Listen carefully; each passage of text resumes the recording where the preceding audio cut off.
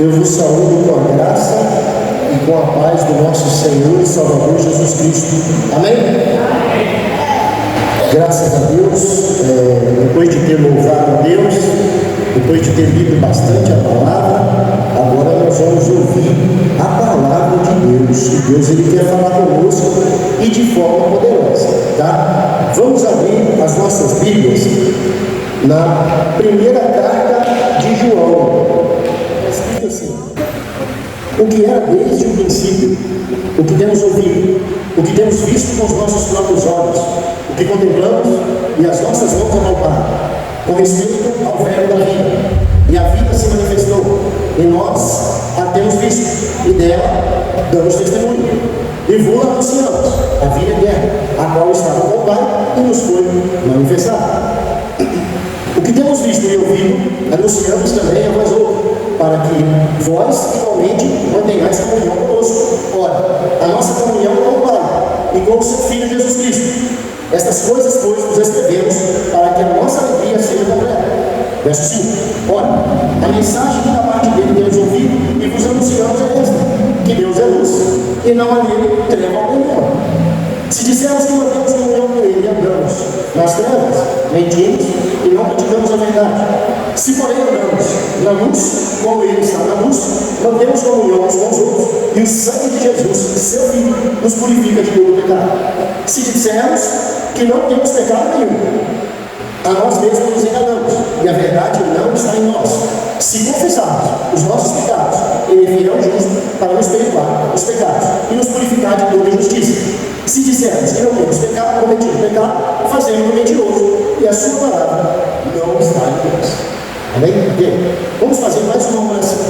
Oração nunca é demais. Feche seus olhos e vamos lá. Senhor nosso Deus, a tua palavra foi lida. Nós queremos agora pedir, Pai, que o Senhor, pelo poder do Espírito Santo, esteja abrindo a nossa mente e o nosso coração, para que nós podemos entender com a mente e crer com o coração. Pai, somente o teu Espírito pode fazer isso. Nos capacita a transmitir a tua palavra, Deus, em nome de Jesus. Amém. Bom, meus irmãos, primeiro, quem é João? João é filho de Zebedeu com Maria e Salomé. João é primo primeiro de Jesus, tá? A família deles trabalhava com pesca, eles moravam em Cafarnaum, é uma cidade que fica na Galileia, na margem do mar da Galileia. Então eles tinham uma empresa, o Zebedeu tinha vários barcos, e eles pescavam muito, vendiam os peixes e faturavam com isso. Eles tinham dois filhos, Tiago e João. Você sempre vai ouvir falar dessa maneira: primeiro Tiago, depois João. Por quê? Porque pela tradição judaica, o filho mais velho é citado para frente. Por isso, Pedro e André, Tiago e João. Então João é o filho mais novo, e ele é primo de Jesus, porque a Maria, mãe dele, na versão é irmã de Maria, mãe de Jesus, que na verdade não se chama Maria, é Miriam, mas levou esse nome, Maria, né? Tudo bem. Então, o João é primo de Jesus. Então eles tinham muito contato um com o outro desde sua infância, certo? João, ele foi chamado para ser um dos seus apóstolos, tá? E João escreveu 5 livros. O Evangelho de João, certo? São 3 cartas, 3 epístolas gerais, que são epístolas assim, não foi interessada na igreja nenhuma específica, é para toda a cristandade, para todos os cristãos. E ele escreveu também o livro de Apocalipse. E veja você que cada livro que ele escreveu tem um propósito. O livro de Apocalipse foi uma revelação que Deus deu, que Jesus deu a ele, para coisas que viriam no futuro, certo? Para anunciar à igreja as coisas que iriam acontecer no futuro. O Evangelho, propriamente falando, ele é um relato da vida, pessoa e obra de Cristo, que João ele transmite, tá? E as cartas de João são como se fosse uma apologia, uma defesa da fé. Por quê? Porque naquela época ali de João, havia muitos falsos mestres e falsos ensinadores que estavam engendrando doutrinas erradas dentro da igreja. Então, você vai ver muitas vezes, vai perceber hoje, que João ele se levanta e ele começa a escrever contra esses falsos mestres e essas falsas doutrinas que eles estavam tentando enviar na igreja. Os livros de João foram escritos por volta do ano 90, tá? Depois de 90 a 98. João ele foi o único apóstolo de Jesus que não foi martirizado. Ele morreu de velhice no ano 98 depois de Cristo. Só para você ter um parâmetro, Jesus morreu no ano 33, 35, João morreu mais ou menos 60 anos depois, tá? O apóstolo Paulo morreu ali por volta do ano 65, 70, juntamente com Pedro e outros apóstolos, mas o João, por causa do propósito que Deus tinha na vida dele, né, a partir dos anos do ano 90, ele começou a escrever essas cartas, tá? E o João, ele vai combater aqui nessa carta, uma falsa doutrina, uma heresia que inventaram naquele período, onde eles diziam que Jesus não veio em carne, certo? Eles ensinavam que Jesus era um Espírito, e a igreja chamou, eles chamaram essa heresia de docetismo. Docetismo. O que é docetismo? É uma transliteração do grego que quer dizer parecer. Eles diziam, Jesus parece um homem, mas ele é um espírito. Por quê? Porque eles não conformavam com a ideia de um Deus se humilhar a ponto de se transformar em um homem e morrer pendurado numa cruz. Então eles disseram, aquilo foi tudo uma encenação, né? Quando você falava com Jesus, na verdade você estava falando com o espírito dele. Então ele não morreu na cruz. Então isso aí, irmãos, dava um prejuízo muito grande para quê? Para a doutrina fiel cristã. Então o João, ele pega a sua caneta e ele começa a escrever. E com o decorrer, que nós vamos fazer isso positivamente, né? Nós vamos perceber ele combatendo essa doutrina aqui. Só que nós vamos usar esse texto para transmitir uma mensagem que ele vai criticar, ok? Eu quero começar chamando a sua atenção para o verso 10. Olha comigo o verso 10. Se dissermos que não temos cometido pecado, fazemos-no mentiroso e a sua palavra não está em nós. Certo? João está dizendo assim, ó, ele está escrevendo para a igreja universal.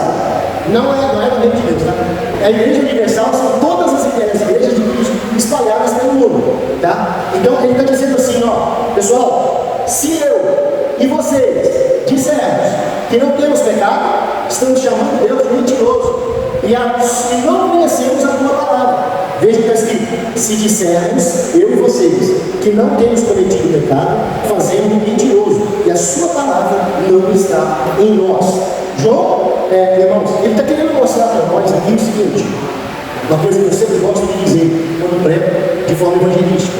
Irmãos, não é possível nós conhecermos a nós mesmos sem antes conhecer a Deus. Porque é quando nós olhamos para Deus que nós descobrimos quem nós somos de verdade. Tá? E João está dizendo aqui, olha, é um apóstolo. Ele está falando, olha, eu sou pecador, assim como vocês. E se nós dissermos que nós não temos cometido pecado, nós estamos chamando Deus de mentiroso. E a sua palavra a gente nem conhece. Entendeu? Então eu quero trabalhar com os irmãos aqui primeiro a condição do homem. Tá certo? Todos são pecadores e dignos da condenação. Sabe por quê, irmãos? Porque em Romanos 6,23 diz que o salário do pecado é o quê? A morte. O salário do pecado é a morte. E que morte é essa? Que morte é essa?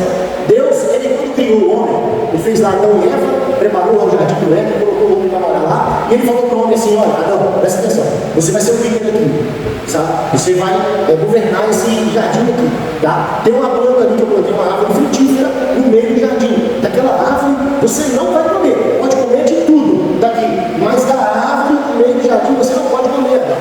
O dia que você comer, você vai morrer. E quando Deus diz aqui que ele vai morrer, quando ele morrer, Deus não está dizendo que o fruto da árvore é um veneno, que ele vai engolir e cair tudo para trás. Não é isso que Deus está dizendo. O que Deus está querendo dizer com essa morte aqui, eu costumo chamar de morte tríplice. O que é a morte tríplice? É a morte física, espiritual e eterna. Então, morte física, o que isso quer dizer? Por que Deus está dizendo que Adão vai morrer fisicamente? Porque o projeto era para Adão viver eternamente. Deus, com o seu filho, queria um relacionamento eterno, certo? Então a vida de Adão era eterna, não ia ter fim, mas como ele comeu e desobedeceu lá no Éden, a vida dele passou a ser finita, entendeu? A vida dele passou a ser finita. Então todo ser humano ele vive um tempo e depois morre. Então você já vai começando a entender o porquê que as pessoas morrem. Outra morte, a morte espiritual, essa que é a pior. Por quê? Porque o homem estava em plena comunhão com Deus. E quando ele pecou, Deus santo, o homem se tornou pecador, aconteceu uma inimizade inimizade entre o homem e Deus. Por quê? Porque os nossos pecados, irmãos, são ofensas que nós fazemos a Deus. Então o homem passou a ofender a Deus com os seus pecados. Então houve ali uma inimizade. Eram amigos, pai e filho, relacionamento interno. O homem foi lá, desobedeceu, houve um rompimento ali, houve ali um desligamento entre o homem e Deus. Então houve a separação. Por isso que a Bíblia diz que o pecado nos separa de Deus. Ele nos separa de Deus. Então essa é a segunda morte, ó, física, vida finita, e morte espiritual. Nos separou de Deus. Agora a terceira morte é a morte eterna. Entendeu? O homem passou, como ele é agora inimigo de Deus, ele passou a ser condenado a perecer eternamente. Aonde? No lago de fogo. Certo? No lago de fogo. E aí, irmãos, o livro de Romanos, capítulo 3, seu versículo 9, ele diz assim, que todos pecaram. Todos os homens pecaram. O homem, depois que Adão pecou, a sua descendência toda se tornou pecadora. Certo? Então todos os homens pecaram. O único que não pecou em toda a história foi quem? Jesus. Isso aí. Todos os homens pecaram. E aí agora, o que acontece aqui? O salário do pecado é a morte. Então a recompensa para o ser humano é a morte eterna. Ele está desligado de Deus. Deus saiu do lado e está indo para o outro. A Bíblia chama o ser humano de extraviado. É uma ovelha cerrada, sabe? Que fugiu do aprisco. Então o homem, ele está nessa condição, caminhando deliberadamente em direção ao inferno, ao lago de fogo. Isso é algo que pode ser evitado, sim.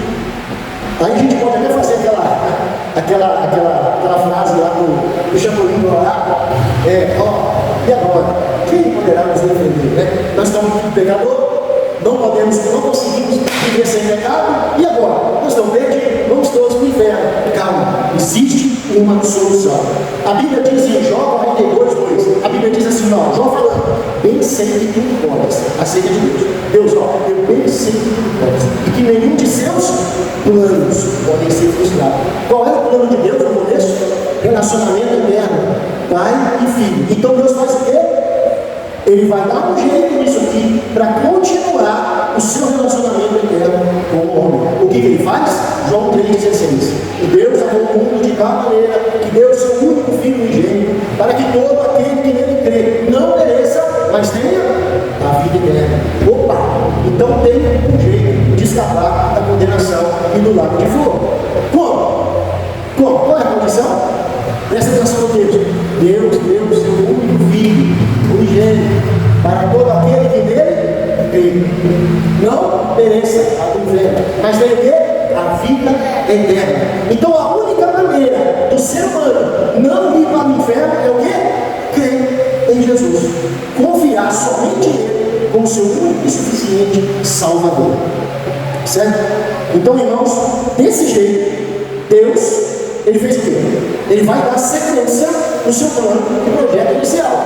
Ele providenciou salvação para um homem que estava perdido. Certo? E aí que João vai entrar. Tá? É aí que João vai entrar. Então no versículo 1, vamos lá, verso a verso. No versículo 1 de João vai falar como é que vai ser esse agir de Deus na salvação do pecador. O primeiro verso ele diz assim, lembra dos docetistas? Lembra? Jesus é um espírito, não vem cá. Olha o tapa que João vai dar neles, O que era desde o princípio, o que temos ouvido, o que temos visto, e com os nossos próprios olhos, que contemplamos, e o que as nossas mãos apalparam, com respeito ao verbo da vida. Ué, mas não era um espírito? Não só parecia? Está vendo como é uma resposta para os docetistas, como ele combate a heresia? Ele fala assim, olha que coisa interessante, o João falando, ele era desde o princípio. É o mesmo Deus que eu falei lá no meu Evangelho. Olha João falando, é o mesmo Deus que eu falei lá no meu Evangelho. Vocês lembram? João capítulo 1, no princípio era o verbo, e o verbo estava com Deus, e o verbo era Deus, ele estava no princípio com Deus, todas as coisas foram feitas por intermédio dele, e sem ele, nada do que foi feito se fez. Então João está ligando, vocês lembram que eu falei? Então, o que era desde o princípio, sabe, aquele que é desde o princípio, ele diz assim, o que nós temos ouvido ele, nós temos ouvido ele, o que temos visto, nós temos visto ele. Eu principalmente fui sobrinho dele, cresci com ele. A João falando, e com os nossos próprios olhos, não foi que contaram para nós não, nós o vimos pessoalmente. Aí olha só, o que contemplamos, o que é contemplar? contemplar é analisar, observar. E João está falando, olha, nós o analisamos, porque ele chegou como Messias. Nós o analisamos e nós o observamos. Ou seja, nós vimos tudo o que ele fazia, o que ele falava, nós prestamos atenção e quer saber mais? As nossas mãos apontaram, nós abraçamos ele. Eu, por exemplo, colocava a minha cabeça no peito dele. Então nós tínhamos intimidade com ele. E João está dizendo, ele não é o Espírito, é o Deus que encarnou. Então, João está dizendo assim, como é que Deus ele vai salvar esse homem pecador? Ele envia o seu Filho unigênito e ele se encarna, ele se torna homem, certo? E o que ele veio trazer? Olha no verso 2, e a vida se manifestou a nós, e nós a temos visto, e dela damos testemunho, e fula anunciamos a vida eterna, a qual estava com o Pai, e nos foi manifestada. E João está dizendo, olha, ele, esse Deus que encarnou, que se tornou um homem, esse Jesus, ele veio trazer para nós o quê? A vida eterna. Então, a solução para o ser humano já está ali, já apareceu, já veio, certo? E olha o verso 3. O que temos visto e ouvido, anunciamos também a vós outros. João está dizendo assim, irmãos, o que nós vimos, o que nós contemplamos, o que nós ouvimos, nós anunciamos para vocês. Entendeu? Nós passamos a informação para vocês. Por quê? O Evangelho é a boa nova, é uma boa notícia, né? É uma notícia de que para o homem que estava perdido, e agora Deus enviou salvação por intermédio de seu Filho, Jesus. Então João está dizendo, o que temos visto e ouvido, anunciamos também a vós outros. Com qual propósito? Olha o texto, para que vós igualmente mantenhais comunhão conosco. Olha só, o propósito da pregação é para que o ouvinte tenha comunhão com quem? Com a igreja, com o corpo de Cristo. Certo? O corpo de Cristo. Olha, ele segue aqui, ó. Olha, a nossa comunhão é com o Pai e com o seu Filho Jesus Cristo. Ele está dizendo assim, olha, nós estamos pregando para vocês, para que vocês venham até nós e tenham comunhão conosco, porque consequentemente nós, por sermos a igreja do Senhor, você terá comunhão com Deus por intermédio do seu Filho Jesus. Está entendendo? Então a pregação, aí a gente pensa assim, Kleber, ok, então é só eu ir para a igreja, então, que eu já tenho comunhão com a igreja, consequentemente com o Pai por intermédio de Jesus? Não. Você vir para a igreja é o primeiro passo. O que precisa acontecer? O agir de Deus na sua vida. Como que acontece isso? Irmãos, Efésios capítulo 1, verso 13. Olha só. Em quem também vós, depois que ouviste a palavra da verdade, o evangelho da vossa salvação, tendo nele também crido, foste selado com o Espírito Santo da promessa. Efésios 1, 13. Então você tem que vir na igreja, você tem que ouvir a pregação do evangelho, que é o evangelho da vossa salvação. Nele você tem que crer, certo? Para quê? Para você receber o Espírito Santo. E é só depois desses passos que você crê de forma verdadeira, que você recebe o Espírito Santo, que você passa a ter comunhão com a igreja do Senhor, com o corpo de Cristo, que é a igreja. E consequentemente você tem comunhão com o Pai por intermédio do seu Filho Jesus Cristo. E aí João, lá no seu verso 4 aqui, ó, o que ele diz? Ele fala assim, ó, essas coisas, pois, nós escrevemos para que a nossa alegria seja completa. João está dizendo assim, olha, nós vamos ficar muito felizes se vocês vierem para cá e Deus fazer essa obra na vida de vocês, e vocês entrarem em comunhão conosco, e assim como o Pai por intermédio do Filho. A palavra de Deus, irmãos, ela fala que quando o pecador se arrepende, há júbilo no céu. Tem festa no céu quando o pecador se arrepende. E João está demonstrando a alegria aqui, olha, estas coisas depois nos escrevemos para que a nossa alegria seja completa. Quão maravilhoso vai ser, irmãos, se você vier à igreja e passar por esse processo de crer, de receber o Espírito Santo e se tornar um membro da igreja, para você escapar da condenação no lago de fogo. Outra coisa aqui, às vezes a gente pensa assim, não, mas ainda não é tão difícil, né? É só eu ir para a igreja, chegar lá, falar que eu creio, né? Tem uns que chamam, quem quer aceitar Jesus? Vem a pessoa, levanta a mão, eu quero, né? E como é que é isso? Como é que é essa fé? Irmão, essa fé tem que ser genuína. certo? Essa fé, ela tem que ser genuína, porque essa fé genuína, ela muda o caráter da pessoa. Olha só comigo, versos 5, 6 e 7. Ora, a mensagem que da parte dele temos ouvido, vos anunciamos é esta, que Deus é luz e não há nele treva nenhuma. Presta atenção comigo aqui, ele está dizendo assim, vai ser muito bom se vocês entrarem em comunhão conosco. Porém, Deus é santo e não há nele treva nenhuma. Certo? Aí ele começa, se dissermos que mantemos comunhão com Ele, com Deus. Se dissermos que mantemos comunhão com Ele e andarmos nas trevas, mentimos e não praticamos a verdade. Então veja que essa fé não é uma coisa comum, é uma fé que muda a vida da pessoa. Entendeu? Promove um novo nascimento. Aquela velha criatura, ela fica para trás. Então tem que ter um marco na vida da pessoa, o antes de Cristo e depois de Cristo. Você creu? A gente vai conhecer uma pessoa, creu? Pelas obras, pela vida dela. Porque a pessoa muda. Eu sei quem eu era antes de crer em Jesus. Eu sei quem eu sou hoje. Está entendendo? E vocês também. Então tem que haver uma mudança. Certo? Porque o testemunho de cada pessoa que se converte, ele começa assim, olha, eu era isso, eu era aquilo, eu era aquilo outro. Mas depois que eu me converti, agora eu sou assim, eu sou assado, para a glória de Deus. Então tem que haver mudança. João está dizendo, se eu falo que mantenho comunhão com Deus, mas ando nas trevas, eu sou mentiroso. Por quê? Porque Deus é luz.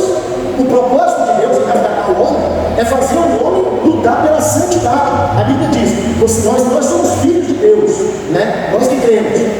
Embora que nós sejamos santos como Ele, nós não vamos conseguir 100%, mas nós vamos nos esforçar 100% para sermos santos diante do Senhor, para fazer a vontade de Deus, né? Porque quando a pessoa se converte, ela conhece a palavra de Deus, ela tem um norte, você agora tem que viver assim, não pode viver de qualquer jeito. Então existem duas maneiras da pessoa pecar, dois tipos de pecador. O primeiro pecador é aquele que pega deliberadamente, é o ímpio, não conhece a Deus, ele acha que tudo que está fazendo está certo e que aquilo não tem nada a ver, certo? Ele pode fazer, ele não segue regra, ele não segue Bíblia, então ele segue a vida dele fazendo, vivendo do jeito que ele quiser. Se ele quiser dormir com 10 mulheres, uma noite só para ele, aquilo é vantagem, entendeu? Se ele quiser ir ali no botiquim ali, encher a cara a noite inteira para ele, aquilo é vantagem. Vamos ver quem aguenta mais, vamos ver quem bebe mais, disputa, ainda acha bonito, certo? Então ele vive liberadamente no pecado, tá? Ele não acha errado olhar para a mulher dos outros, ele não acha errado ficar acessando pornografia, para ele aqui tudo está certo, ele está ali para isso, entendeu? Então esse é um tipo de pecador, é o que peca deliberadamente. Esse aí não é servo de Deus, ele serve a si mesmo, tá? Aí tem um crente, que é o servo de Deus, que é aquele que creu, aquele que ouviu a pregação, aquele que entendeu a vontade de Deus e agora vive para o Senhor. Ele peca quando ele se descuida ou com fraqueza. Olha Davi com Batseba, que descuido. Entendeu? Então, o que acontece? Nós precisamos lutar contra o nosso descuido e a nossa fraqueza, certo? João, ele falou no começo, olha, nós todos somos pecadores. E se nós dissermos aqui que nós não cometemos pecado, nós estamos chamando Deus de mentiroso. Mas nós temos que, se somos convertidos, se de fato nós cremos em Jesus, viver em novidade de vida. Nós precisamos nos esforçar para viver uma vida reta. Dar exemplo para os nossos parentes, dar exemplo dentro de casa, dar exemplo no nosso trabalho, dar exemplo aonde a gente for. Nós temos que ser luz, porque Deus é luz. Então nós temos que andar na luz. E, irmãos, precisamos nos comportar como os filhos de Deus. Olha só o verso 7 aqui, se porém andarmos na luz, como Ele está na luz, então nós mantemos comunhão uns com os outros. E o sangue de Jesus, seu Filho, nos purifica de todo pecado. Então ele está dizendo assim, sangue de verdade. Se eu ando na luz, se eu procuro obedecer a Deus, eu vou pecar, mas o sangue de Jesus nos purifica de todo pecado. Nós vamos ter as nossas fraquezas, porque nós pecamos por atos, pensamento, sentimento, fala, atitudes, certo? Se a gente diz, você quer ver um negócio? Tenta não pegar amanhã. Vai, tenta sorte, você vai ver. Não tem jeito, você não consegue. Por que nós somos assim? Porque o pecado não mora no nosso corpo. Olha o que Paulo fala, lá em Romanos capítulo 7, ele fala assim, olha, miserável homem eu sou, não faço bem que prefiro, o mal que eu não quero Eu não entendo o meu modo de agir, porque a mente dele está cativa pela palavra de Deus. Ele sabe o que ele precisa fazer, mas ele tem fraqueza, ele tem descuido na carne dele, e ele peca. Ele ainda fala assim: quem me livrará do corpo dessa morte? E no final ele termina: graças a Deus por Jesus Cristo. Então, irmãos, o que eu preciso para escapar da condenação? Eu preciso vir à igreja, ouvir a pregação do Evangelho, eu preciso crer, receber o Espírito Santo, ficar em comunhão com a igreja, para que eu tenha comunhão com o Pai por intermédio de Jesus. Não existe outro caminho. A pessoa vai falar assim: mas eu não faço mal nenhum, eu não brigo com ninguém, eu não bebo, eu não fumo, eu não traio minha mulher. Mas, irmãos, a Bíblia diz que a salvação não é pelo que a gente faz. A Bíblia diz que a salvação é pela graça, mediante a fé. E diz que isso não vem de nós mesmos, é dom de Deus. Para quê? Para que ninguém se glorie. Porque senão nós vamos chegar no céu, na Canaã, eu cheguei na Canaã, eu sou o cabra, eu fui obediente, né? Ninguém vai chegar lá assim, é só por graça, só por misericórdia. Então, nós precisamos crer genuinamente, irmãos, em Jesus. E como que o crente, depois que passa por todo esse processo, como que a gente vai viver? Irmãos, se nós cair, nós vamos confessar o nosso pecado. Nós fizemos isso hoje, todo dia. Nós vamos confessar a Deus o nosso pecado, vamos pedir perdão, vamos levantar a cabeça e continuar. Entendeu? Porque Deus, Ele conhece as nossas fraquezas. Presta atenção, quando Deus te chamou, você era muito pior do que é hoje. Irmãos, se eu contar para você quem eu era, quando Deus me chamou para trás, vocês vão focar, só que faltou uma roleirinha na cabeça. Assim. Por quê, irmão? A gente era muito diferente. Então Deus decidiu derramar amor na nossa vida quando nós éramos muito pior. E muitas das vezes, nós, por causa dos nossos pecados, nós ficamos envergonhados. E temos vergonha até de vir na igreja. Até de dobrar o joelho e orar, nós temos vergonha de ler a Bíblia, porque o inimigo ele fica acusando. Como é que você vai ler a Bíblia? Olha o que você fez. Você lembra o que você falou? Igual que ele viu, eu sei o que você fez no verão passado. Como é que você vai ter coragem de chegar diante de Deus santo? Irmão, aí João fala aqui, olha, se porém andarmos na luz com ele, como ele está na luz, mantemos comunhão uns com os outros, e o sangue de Jesus, seu Filho, nos purifica de todo pecado. Se dissermos que não temos pecado, então nós mesmos nos enganamos, a verdade não está em nós. Mas se confessarmos os nossos pecados, ele é fiel e justo para nos perdoar os pecados e nos purificar de todo injustiça. Então, o chamado do Evangelho não é um chamado para você ser o santinho, o perfeito da cidade. Entendeu? Porque você não vai conseguir. É para você se esforçar, para você servir a Deus, vir à igreja, estar em comunhão com a igreja. E só assim você está em comunhão com Deus e com Cristo. Você tem que crer de forma genuína que isso mude a sua vida. E quando você cair, e quando você falhar, você tem um advogado diante de Deus, que é Jesus Cristo. E João está dizendo: é só confessar o seu pecado, que ele é fiel e justo para te perdoar. Irmãos, quando nós pecamos, nós ficamos entristecidos. Parece que cai um saco de cimento nas nossas costas. A gente desanima de vir à igreja, a gente desanima de ler a Bíblia, de orar. Por quê? Porque nós estamos sabe, tem sentimento de culpa. Mas lembra disso, Deus derramou amor sobre a sua vida quando você era bem pior. Você era do mundo, irmão. Você pecava deliberadamente e Deus derramou o amor dele na sua vida naquela época. Entendeu? A Bíblia diz que nada pode nos separar do amor de Deus. Nada. Irmãos, você acha que Deus, ele é um investidor? Do tipo assim, eu vou investir aqui para ver o que vai dar. Meu irmão, Deus conhece o futuro. Quando Deus te chamou e te deu o Espírito Santo quando você creu, Ele já sabia de todos os pecados que você ia cometer até o fim da sua vida. Ainda assim, Ele te amou e deu o Espírito Santo para você. Não tenha vergonha de chegar diante de Deus, mesmo que as suas mãos estejam sujas. João está dizendo: se confessarmos os nossos pecados, Ele é fiel e justo para nos perdoar os pecados, nos purificar pela justiça. É um privilégio para nós estarmos aqui e termos comunhão com Deus. É um privilégio. Está entendendo? E nós não vamos parar, nós vamos continuar. E é por isso, irmãos, que essa obra, ela precisa ser feita em nossa vida. Nós não temos para onde correr. A salvação é só através de Jesus. Amém? Não tem outro caminho. Paulo diz assim: não há outro nome no céu e na terra, lugar nenhum, pelo qual importa que sejamos salvos, a não ser o de Jesus. Então nós precisamos entregar nossa vida para Jesus. Nós temos que servir a Deus. É a nossa única maneira de escapar da condenação. Amém? Vamos lá. Senhor, nosso Deus e nosso Pai, nesse momento, Deus, a todos aqueles que ouviram essa mensagem, eu peço que o Espírito Santo esteja convencendo, Deus, o coração dessa pessoa, ó Pai, que ela possa se entregar a Ti sem reserva, Deus, porque somente o Senhor tem salvação para nossas vidas, Pai. Nós sabemos que só o Espírito Santo, Deus, pode mudar uma pessoa, mudar o coração. Em nome de Jesus, nós pedimos, age, Senhor, na vida de cada um de nós. Em nome de Jesus, age na vida de cada um que ouviu esta palavra. Ó Deus, nos dá força, Pai, para continuarmos na caminhada cristã, até nós completarmos a nossa carreira, assim como o apóstolo Paulo, ele fala: completei a carreira, guardei a fé. Agora com a justiça voltada.